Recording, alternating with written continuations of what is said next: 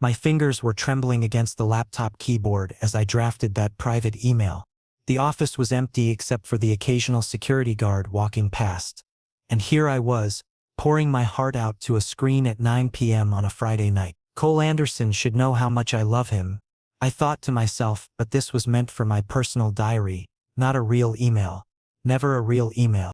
I was writing my deepest feelings, how his deep voice made me weak in the knees during morning briefings, how his serious expressions during client meetings drove me absolutely crazy, how I found myself staring at his hands when he signed documents. You make my heart race every time you walk into the boardroom. Cole, I dream about your hands touching mine, about you calling my name softly instead of just Hayes. I typed these words like some kind of love confession that would never see the light of day. The cursor blinked mockingly at me as I continued typing. I imagine what it would feel like to have you look at me the way you look at quarterly reports, with complete focus and attention. I wonder if you notice how I always volunteer for late-night projects just to spend more time near you. I wonder if you can tell that my productivity drops by 50% whenever you walk past my desk. I paused, rereading what I'd written. This was pathetic, wasn't it? A grown man fantasizing about his boss like some teenager with a crush. But Cole Anderson wasn't just any boss. He was 32, the youngest CEO our company had ever had. Brilliant beyond measure. And unfortunately for my peace of mind, absolutely gorgeous. His dark hair was always perfectly styled, his suits tailored to perfection, and those gray eyes could make anyone forget their own name. God, I'm losing my mind, I muttered, but kept typing anyway. I've memorized your coffee order, your preferred meeting times, even the way you tap your pen when you're thinking. I know you prefer the conference room on the 15th floor because it has better lighting. I know you stay late every Tuesday to review weekly reports alone. I know all these things about you and you probably don't even know my first name. That last part stung because it was true. In 3 years of working as his project coordinator, Cole had never once called me anything other than Hayes. Professional distance, I understood that, but sometimes in my ridiculous daydreams, I imagined him saying Dylan in that voice that made important decisions and closed million-dollar deals. I glanced at the clock, 9:47 p.m. I needed to get home, needed to stop this pathetic exercise in self-torture. I saved the document to my personal folder and started shutting down applications. That's when the horrible moment happened. I was rushing to finish up and get home. While typing an email address for Monday's project update, I pressed C and Cole's name appeared in the autocomplete dropdown. Without thinking, without double-checking, without any of the caution that had kept me employed for 3 years, I pressed enter and hit send. 3 seconds of blissful ignorance passed before the realization hit me like a freight train. The blood drained from my face as I stared at the screen. I had just sent my private, pathetic, deeply personal love letter to Cole Anderson, my boss, the CEO of the company, the man who could fire me with a single word. Oh God, what have I done? I whispered to the empty office, frantically refreshing my email, hoping for some technical error, some miracle that would unsend that message. But there it was, clear as day, delivered. The timestamp showed 9:51 p.m. and the recipient showed Cole Anderson's official company email address. My hands shook as I grabbed my phone, hoping against hope that maybe he wouldn't check his email until Monday. Maybe I could somehow intercept it. Maybe I could fake my own death and move to another country. But life isn't a comedy movie and my phone buzzed with a text message that made my blood freeze. Hayes, see me in my office first thing tomorrow morning. We need to discuss something important. The message was sent at 9:53 p.m. 2 minutes after my email was delivered, which meant Cole Anderson, workaholic extraordinaire, had been checking his emails on a Friday night and had just read my humiliating confession. My entire career, my reputation, my life as I knew it, all ruined by one misplaced click. I stared at my reflection in the black computer screen. Dylan Hayes, 29 years old, project coordinator, soon to be unemployed disaster. 3 years of perfect performance reviews. 3 years of exceeding expectations. 3 years of being the reliable, professional, invisible employee, all destroyed in one moment of technological betrayal. The worst part wasn't even the professional humiliation. The worst part was that Cole now knew. He knew about my pathetic feelings, my ridiculous fantasies, my complete and utter lack of professional boundaries. He knew that his employee had been harboring romantic feelings that were not only inappropriate but probably grounds for a harassment lawsuit. I gathered my things with numb hands, my mind racing through damage control scenarios. I could claim my email was hacked. I could say it was a joke between friends that got sent to the wrong person. I could transfer departments, quit entirely, or simply never show up to work again. But as I stood in the elevator watching the floors count down to the parking garage, I knew none of those options would work. Cole Anderson was too smart, too perceptive, and now he had written evidence of my feelings in my own words. There was no coming back from this. The drive home was a blur of panic and self-recrimination. How could I have been so careless? How could I have let my guard down so completely? And how was I going to face him tomorrow morning, knowing that he knew everything? My apartment felt like a prison as I paced back and forth, replaying the evening's events. That text message kept haunting me. We need to discuss something important. The professional tone, the formal language, the complete lack of any hint about his reaction. Was he angry, disgusted, amused? The uncertainty was killing me. Saturday morning couldn't come fast enough, yet I dreaded it with every fiber of my being. In less than 12 hours, I would have to walk into Cole Anderson's office and face the consequences of my spectacular failure in email management. The anticipation of that meeting was the most difficult thing I'd ever had to endure. Saturday morning arrived with all the mercy of an execution date. I barely slept, spending the night alternating between rehearsing apology speeches and contemplating whether other cities might offer better job prospects for disgraced former project coordinators. By 6 a.m. I gave up on sleep entirely and spent 2 hours getting ready for what would likely be my final day of employment. The office building felt different on Saturday morning. Quieter, more ominous, like a courthouse before a verdict. The usual buzz of weekend workers was absent, leaving only the hum of fluorescent lights and the clicking of my dress shoes against polished floors. Every step toward the elevator felt like walking toward my doom. I'd chosen my best suit, navy blue, perfectly pressed, the one I saved for important client meetings. If I was going down, I'd go down looking professional. My reflection in the elevator mirror showed a pale, terrified man trying desperately to project confidence he didn't feel. The elevator seemed to take forever, each floor a countdown to disaster. The 15th floor was eerily quiet. Most departments were empty, but I could see light coming from under Cole's office door. Of course he was here early. Cole Anderson probably hadn't slept either, spending the night crafting the perfect termination speech for his inappropriate employee. I stood outside his office for a full minute, gathering courage I didn't possess. My hand was literally shaking as I raised it to knock. The sound echoed in the empty hallway like gunshots. "Come in," came his familiar deep voice. But something was different about it today. Softer, maybe? Less authoritative than usual? I couldn't tell if that was better or worse. Opening the door, I stepped into what felt like a courtroom. Cole was seated behind his massive oak desk, still in his weekend clothes, dark jeans and a gray sweater that somehow made him look more approachable, yet more intimidating at the same time. His usually perfectly styled hair was slightly mussed as if he'd been running his hands through it. The printed email sat on his desk like evidence in a criminal trial. My words, my feelings, my professional death warrant, all laid out in black and white. Cole gestured to the chair across from his desk, and I sat down carefully, as if sudden movements might make this situation worse than it already was. "I received something interesting yesterday evening," Cole said, his gray eyes fixed on mine. His expression was completely unreadable, giving away nothing about his thoughts or intentions. The silence stretched between us like a canyon. "Cole, I can explain, it was a mistake." I started, my voice coming out higher and more desperate than I intended. But he raised his hand, stopping me mid-sentence with a gesture that brooked no argument. "Read it to me out loud, Hayes." The words hit me like a physical blow. Of all the ways I'd imagined this conversation going, this wasn't one of them.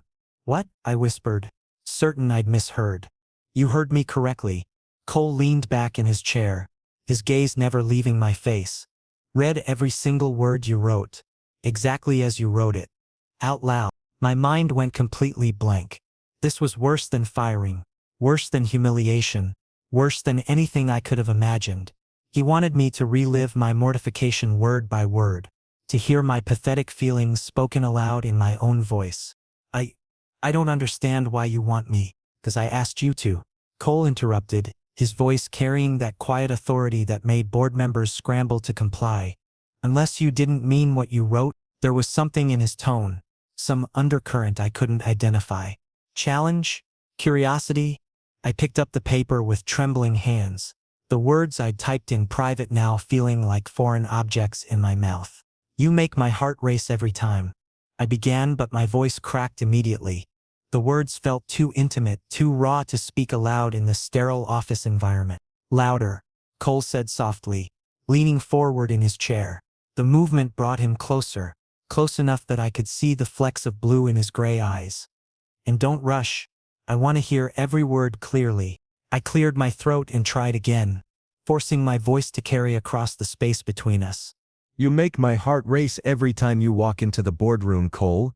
Hearing his name spoken aloud in this context made my face burn with embarrassment. I dream about your hands touching mine, about you calling my name softly instead of just Hayes. Cole's expression remained neutral, but I noticed his fingers had stilled on his desk. He was listening with an intensity that was almost frightening, as if my words carried weight beyond their obvious meaning. Continue, he said when I paused, his voice barely above a whisper. I imagine what it would feel like to have you look at me the way you look at quarterly reports, with complete focus and attention. The irony wasn't lost on me that he was, in fact, looking at me with exactly that kind of focus right now. I wonder if you notice how I always volunteer for late-night projects just to spend more time near you. Something shifted in Cole's expression at those words. A slight tightening around his eyes. A barely perceptible change in his posture. I couldn't tell if it was recognition, surprise, or something else entirely. I wonder if you can tell that my productivity drops by 50% whenever you walk past my desk. I continued, my voice growing steadier as I accepted my fate. If this was how my career ended, at least I'd face it honestly. I've memorized your coffee order, your preferred meeting times, even the way you tap your pen when you're thinking. As I spoke these words, I realized how they must sound. Like the observations of a stalker rather than an employee. I know you prefer the conference room on the 15th floor because it has better lighting. I know you stay late every Tuesday to review weekly reports alone. Cole's pen was in his hand now, and as if summoned by my words, he began that familiar tapping rhythm I'd mentioned. The sound filled the silence between my sentences, a nervous habit I'd noticed during our countless meetings. I know all these things about you, and you probably don't even know my first name. This last sentence came out quieter than the rest, carrying all the futility and hopelessness I'd felt while writing it. When I finished reading, the silence in the office was absolute. Cole sat perfectly still, his gray eyes studying my face with an expression I couldn't decode. The printed email lay between us like a bridge I'd just burned, and I waited for the inevitable consequences of my spectacular professional suicide. But Cole Anderson, as I was about to learn, was full of surprises. The silence stretched between us like a live wire, crackling with tension I couldn't name. Cole remained perfectly still behind his desk, his gray eyes never leaving my face as the weight of my spoken words settled in the air around us. I felt exposed, vulnerable, like every defense I'd built over 3 years of professional distance had just crumbled with those confessions. I dream about your hands touching mine, echoed in my mind, the words I'd just spoken aloud seeming to hang in the space between us. Cole had listened to every syllable with an intensity that was almost frightening, as if he was memorizing not just my words but the way I said them, the pauses, the tremor in my voice when I reached the more intimate parts. When I'd read about you calling my name softly, I'd noticed the slight smile that touched his lips. It wasn't mocking or amused. It was something else entirely. Something that made my chest tight with hope I didn't dare acknowledge. This wasn't the reaction I'd expected from a CEO confronting an inappropriate employee. Cole finally moved, rising from his chair with the fluid grace that I'd admired from afar for 3 years. He walked around his desk slowly, deliberately, until he was standing directly in front of me. The proximity was overwhelming. I could smell his cologne, Something expensive and understated that I'd only caught hints of in elevators and brief meetings. Hayes, he said, and my name sounded different in his voice. Softer, more personal than the professional tone he'd always used before. The way he said it sent goosebumps down my arms, and I realized this was exactly what I'd fantasized about. Cole Anderson saying my name like it mattered to him. Do you know why I asked you to read it out loud? His voice had dropped to that low register he used in private conversations with board members, the tone that suggested secrets and confidences. I shook my head, completely speechless. My throat felt dry, and I was acutely aware of how close he was standing, how his presence seemed to fill the entire office despite the spacious room. Because I wanted to hear if you meant every word you wrote. Cole's voice had taken on a husky quality that made my pulse race. The professional mask he always wore was slipping, revealing something underneath that I'd never seen before. I did, I whispered, the admission feeling like stepping off a cliff. There was no taking it back now, no pretending this was a joke or a misunderstanding. I meant every pathetic, unprofessional word I'd written, and now he knew it. Cole reached out slowly, his fingers gentle as they lifted my chin, forcing me to meet his gaze directly. His touch was electric, sending shocks through my entire system. This was the first time he'd ever touched me beyond the occasional handshake, and it was nothing like I'd imagined. His fingers were warm, slightly calloused, real in a way my fantasies had never captured. Good, he said simply, and the word hit me like a physical blow. Because I've been waiting for you to say something like this for months, Hayes. The world seemed to tilt on its axis. Had I heard him correctly? Cole Anderson, my boss, the CEO of our company, had been waiting for me to confess my feelings. The impossibility of it made me wonder if I was having some kind of stress-induced hallucination. Wait, what? I managed to stammer, my voice barely audible. I don't understand. You think you're the only one who feels this tension between us? Cole continued, his hands still holding my chin, keeping our eyes locked together. Every meeting, every late night we worked together. I've been fighting myself to not cross professional boundaries. His words were sinking in slowly, like drops of water on parched earth. The late nights, the extended meetings, the projects that somehow always required both of us to stay after hours. Had those been intentional? Had Cole been creating opportunities to spend time with me the same way I'd been volunteering for extra work? You mentioned that you volunteer for late-night projects to spend more time near me, Cole said, stepping closer until there was barely a foot of space between us. Did you ever wonder why I always approved your requests? Why I never assigned those projects to other team members who were equally qualified? I could smell his cologne more clearly now, could see the flecks of blue in his gray eyes that I'd only glimpsed from across conference tables. The heat radiating from his body was making me lightheaded, or maybe that was just the complete reorganization of everything I thought I knew about our professional relationship. I never thought, I stammered, my brain struggling to process this complete reversal of reality. You're saying you wanted to spend time with me too? Hayes, Cole said, and there was something almost amused in his voice now. Did you really think it was coincidence that every project requiring late hours somehow ended up on your desk? That every client meeting I needed an assistant for specifically required your skill set? The implications of his words were staggering. Every extra hour we'd spent working together, every time I'd thought I was being cleverly manipulative by volunteering for additional duties, Cole had been orchestrating from his end as well. We'd been dancing around each other for months, both of us trying to create more opportunities for contact while maintaining professional facades. But apparently you've already crossed them for both of us, Cole continued, his thumb brushing across my jaw in a gesture that was definitely not professional. The touch sent electricity through my entire nervous system, making it difficult to focus on his words. My heart was pounding so hard I was certain he could hear it.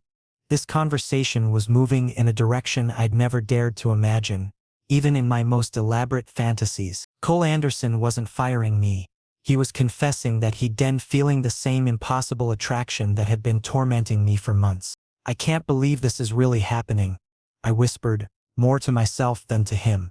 The morning had started with me expecting termination and humiliation, and instead I was learning that my feelings weren't one-sided, that the tension I'd felt between us hadn't been my imagination.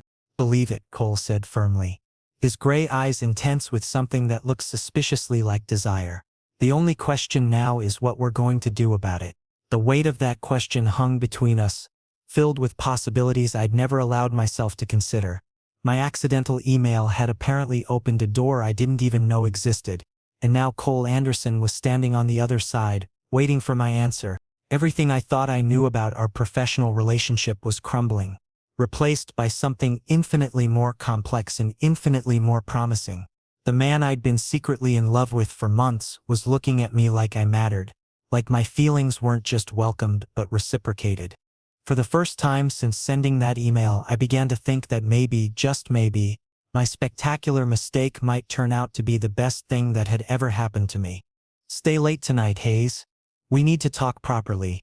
Away from office hours, Cole said before straightening his tie and returning to his professional demeanor for the rest of the day. The transformation was jarring. One moment he was touching my face and confessing mutual feelings. The next he was back to being the composed CEO everyone knew and respected. I spent the entire day in a state of complete distraction, replaying our morning conversation on an endless loop. Was this really happening? Had Cole Anderson actually admitted to orchestrating opportunities to spend time with me, or was I reading too much into what might have been his professional way of handling an awkward situation? The uncertainty was driving me insane. Every time Cole passed my desk throughout the day, I felt that familiar flutter in my chest, but now it was amplified by the memory of his touch and the promise of our evening conversation. He maintained perfect professional composure during the staff meeting at 2 p.m., but I caught him glancing in my direction more than once, and each time our eyes met, I felt that electric connection that I'd previously assumed was one-sided. The hours crawled by with excruciating slowness. I found myself checking the clock every few minutes, watching 3 p.m. turn to 4 p.m., then 5 p.m., as the office gradually emptied around us. By 6:30, most of the floor was deserted except for a few dedicated workaholics and the cleaning staff beginning their evening rounds. At exactly 7 p.m., I found myself standing outside Cole's office again, but this time the circumstances were entirely different.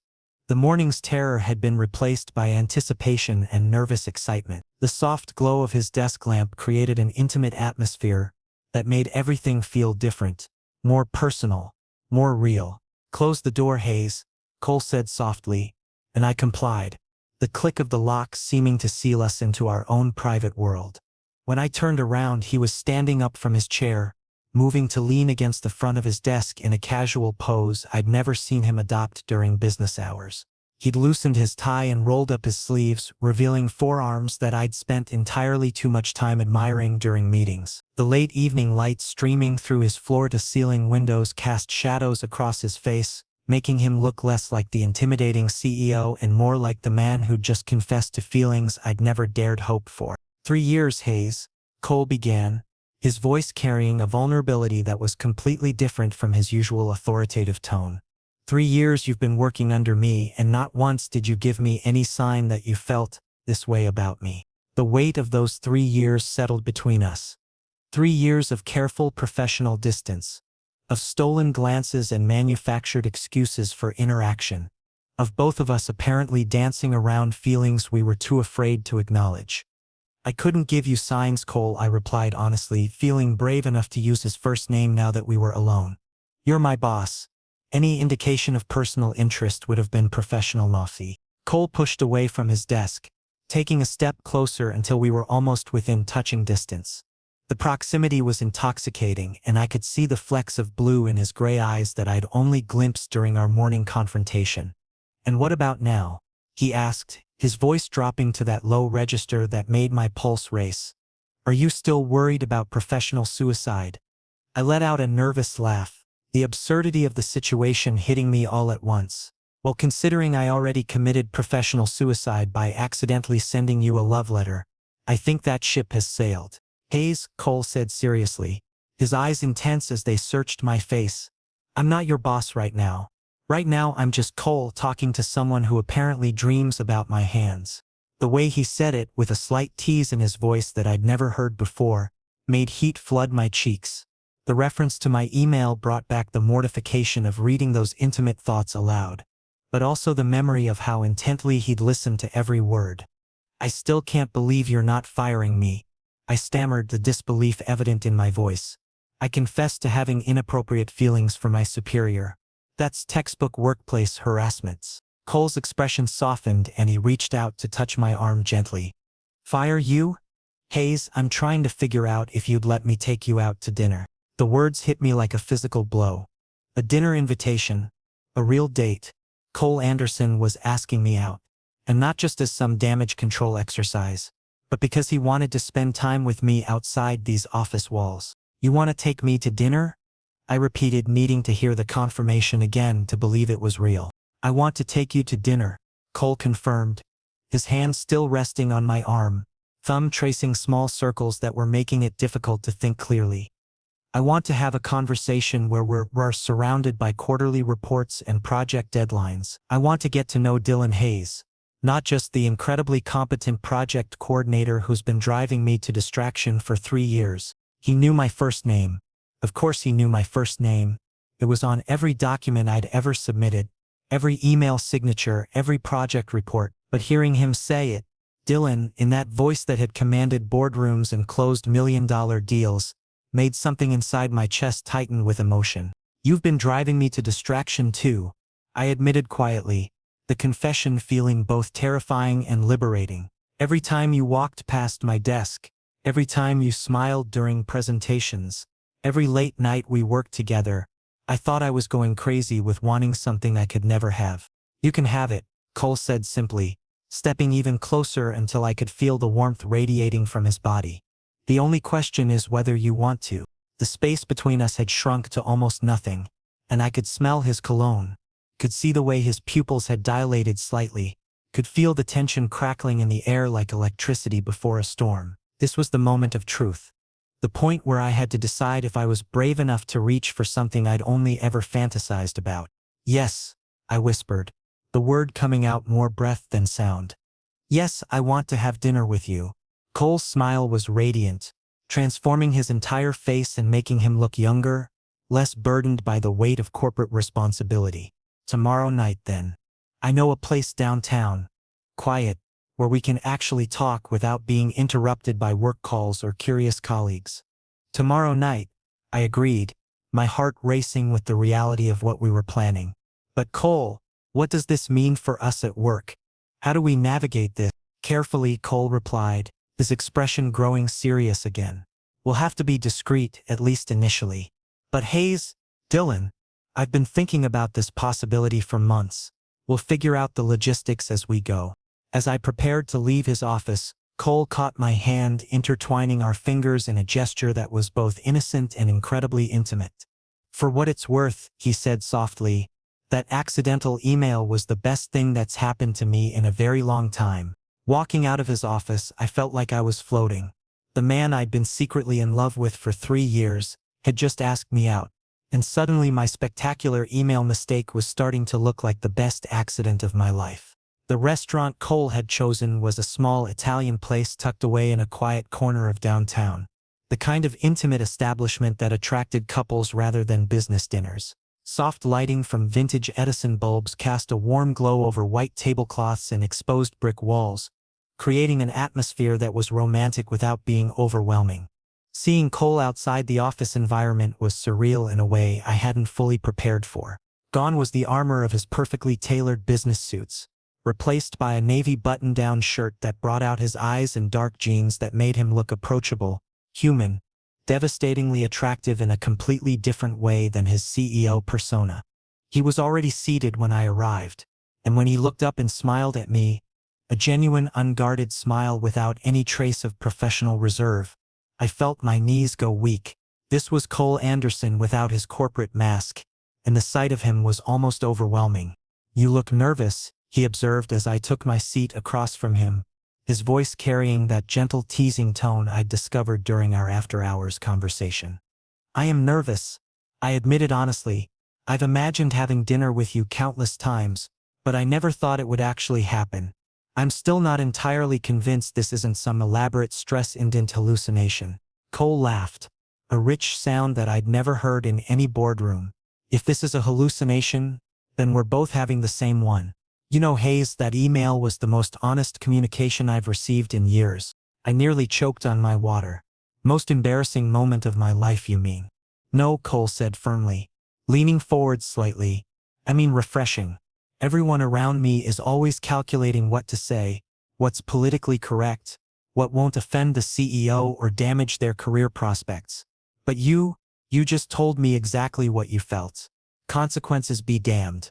There was something in his eyes as he spoke, a warmth and appreciation that I'd never seen during our professional interactions. It occurred to me that Cole Anderson, for all his success and authority, might be lonelier than I'd ever imagined. I didn't mean to tell you anything, I pointed out, twirling pasta nervously on my fork. That was supposed to stay in my private fantasy life forever. I'm glad it didn't, Cole said quietly. Because otherwise we might have spent another 3 years dancing around each other, both too afraid to make the first move. The conversation flowed with surprising ease as the evening progressed.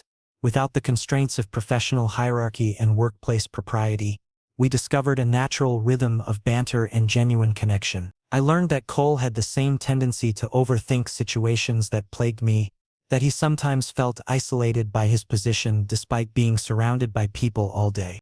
Power is isolating, Hayes, he explained, using my last name out of habit before catching himself. Dylan.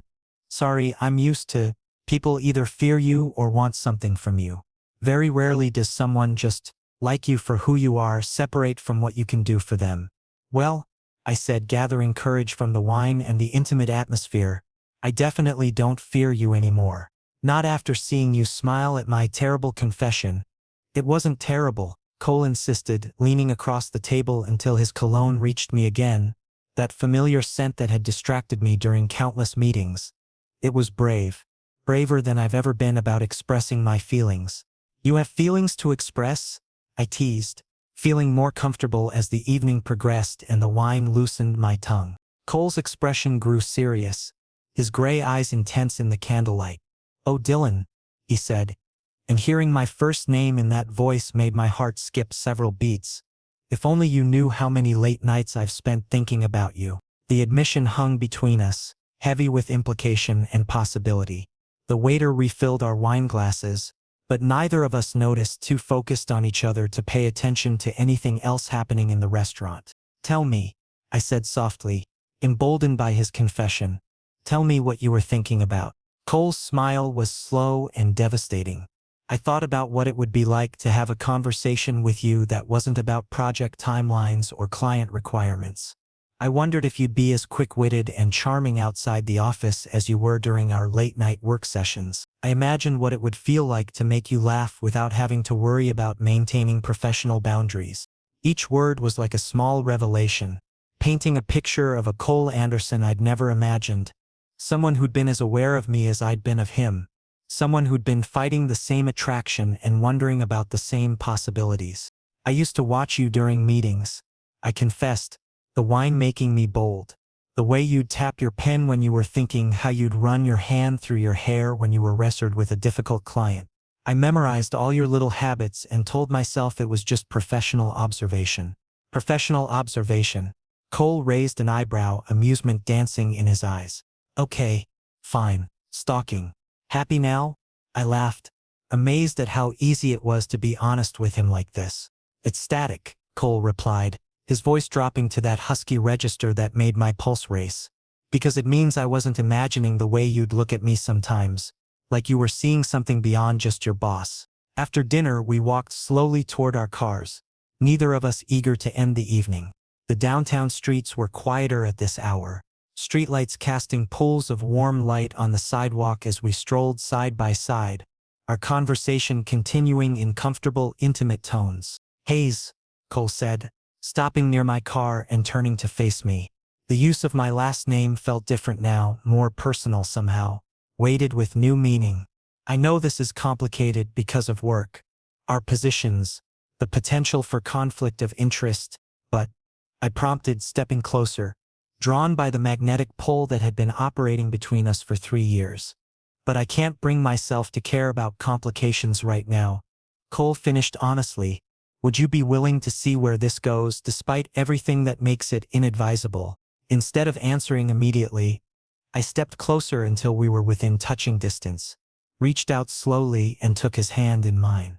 His fingers were warm, slightly calloused from weekend golf games, real and solid and perfect against my palm.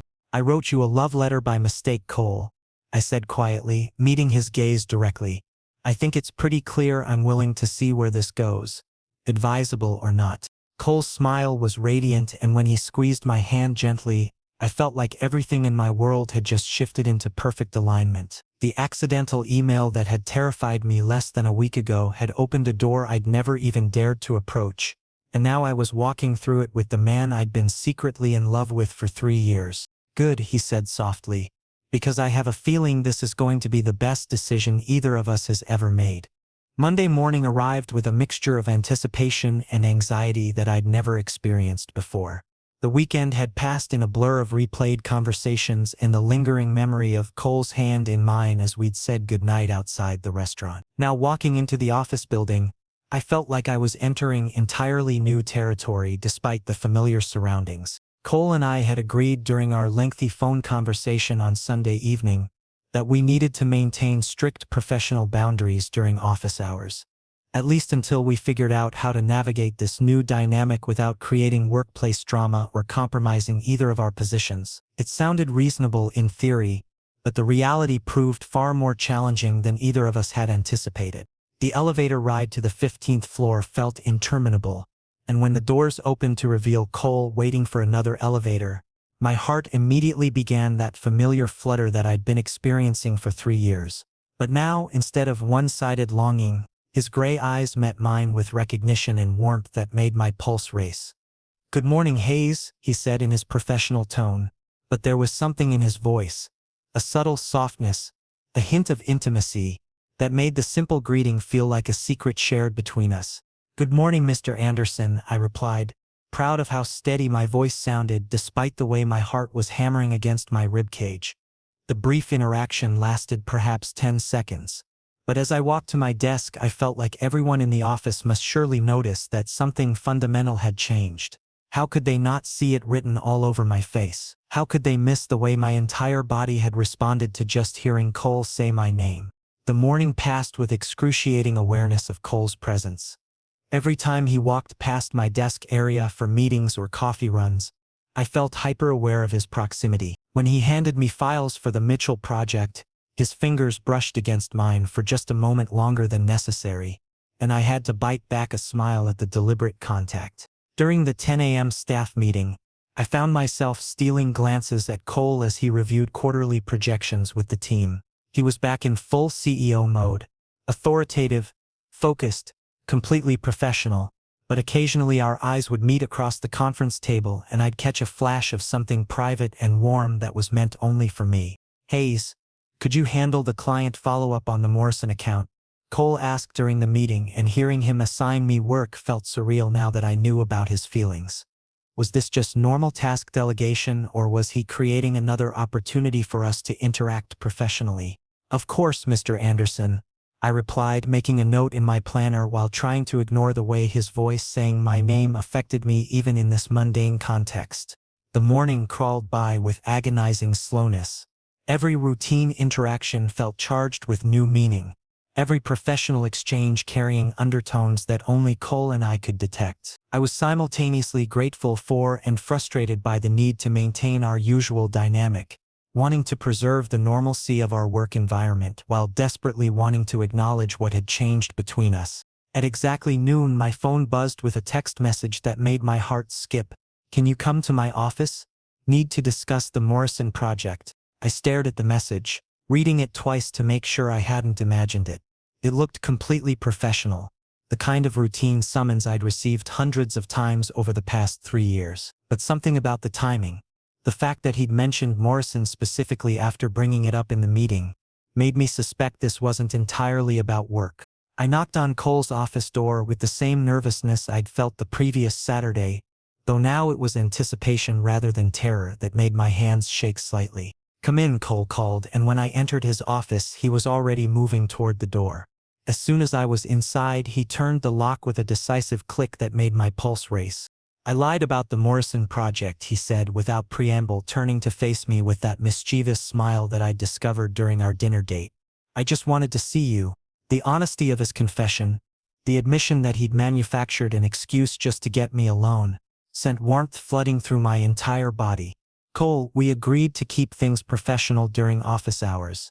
I reminded him, though my voice lacked any real conviction. 1 minute unprofessional break, he said, stepping closer until he was within touching distance. I couldn't focus on anything this morning knowing you were just a few desks away, looking absolutely perfect in that blue shirt that matches your eyes. His observation that he'd noticed what I was wearing, that he'd been thinking about me during meetings and routine business, made my cheeks flush with pleasure. You're making this very difficult for me, I whispered, fighting the urge to close the distance between us entirely. Good, Cole replied, reaching out to gently brush a strand of hair from my forehead with fingertips that lingered against my skin. Because you've been making it impossible for me to concentrate for 3 years. Before I could formulate a response, Cole leaned down and kissed me softly. It was gentle, tender, nothing like the passionate embraces I'd imagined during my secret fantasies, but somehow more perfect because of its restraint. His lips were warm and careful against mine, a promise of everything we could explore together when we weren't constrained by office walls and professional obligations. When we broke apart, I felt dizzy with the reality of what had just happened. Cole Anderson had kissed me in his office, during work hours, because he couldn't concentrate knowing I was nearby. The impossibility of it made me wonder if I was still dreaming. Dinner tonight? He asked softly, his forehead resting against mine. My place this time? I want to cook for you. You cook? I asked, surprise evident in my voice as I tried to picture the polished CEO I knew wielding kitchen utensils and preparing meals. Another thing you don't know about me yet, Cole smiled, his eyes warm with affection and promise. We have a lot to discover about each other, Dylan. Hearing my first name spoken so tenderly in his office, where he'd only ever called me Hayes, felt like crossing another threshold in this surreal transformation of our relationship. I'd love to have dinner at your place, I managed to say, though my voice came out slightly breathless from the kiss and the proximity and the overwhelming reality of everything that was happening between us. 7 o'clock, Cole said, pressing a business card into my hand with his home address written on the back. And Dylan? Wear something comfortable. Tonight's going to be about us getting to know each other, not about impressing anyone. Walking back to my desk after our stolen moment, I couldn't wipe the smile from my face, despite my best efforts to appear normal. Several colleagues glanced my way, and I hoped my expression didn't betray the fact that I'd just been kissed by our CEO in his locked office.